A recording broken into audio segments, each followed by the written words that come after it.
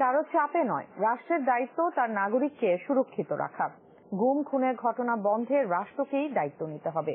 কোথায় আছেন তারা শিরোনামে এক ওয়েবিনারে এই আহ্বান জানিয়েছেন বিশিষ্ট নাগরিকরা। সেন্টার ফর গভর্নেন্স স্টাডিজের গবেষণা শেষে এই ওয়েবিনারে আয়োজন করা হয়।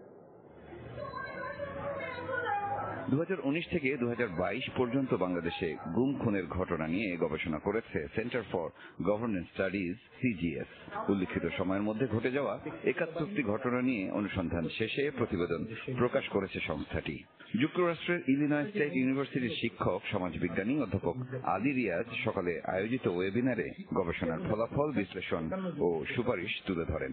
এই সময় আমরা 71 জনের গুম হওয়ার ঘটনা শনাক্ত করতে পেরেছি, যারা কমপক্ষে 2 দিনের বেশি নিখোঁজ ছিলেন। তারা বলছেন যে তাদের আচরণে বোঝা গেছে যে তারা প্রশিক্ষিত, তাদের কাছে যোগাযোগের প্রযুক্তি ছিল যে সময় ব্যক্তিদেরকে তুলে নেওয়া হচ্ছে, এবং তাদের কাছে অস্ত্র ছিল। ওয়েবিনারে অংশ নেন মানবাধিকার কর্মী, গবেষক, শিক্ষক ও সাংবাদিকরা। নিজ নিজ মতামত তুলে ধরেন তারা। বলেন, রাজনৈতিক ও ব্যক্তিগত প্রয়োজনে আইন শৃঙ্খলা বাহিনীকে ব্যবহারের প্রবণতা বেড়েছে। আমরা যারা ফিরে এসছে তাদের তো অধিকাংশ মানুষ একটি শব্দ উচ্চারণ করতে চায়নি, করেনি, কিন্তু 2-1 জন যাদেরকে আস্থায় এনে কথা শোনা গেছে তারা কিন্তু একটা বিবরণ দিয়েছে। বিচারটা কিন্তু আরো ইনডেপথ করার স্কোপ রয়েছে।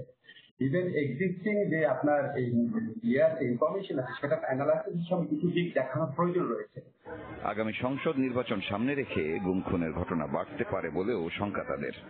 মানুষের মধ্যে একটা আতঙ্কের আবহ ছড়িয়ে দিয়ে ক্ষমতায় থাকাটাই কেন জানি আমার মনে হয় যে এই প্রক্রিয়ার একমাত্র কারণ। এই স্যাংশনের যত যে প্রভাবটা যত আরো হালকা হবে, যত সময় যাবে এবং নির্বাচন যত ঘনিয়ে আসবে, এই সমস্যাটা আরো প্রকট হতে পারে।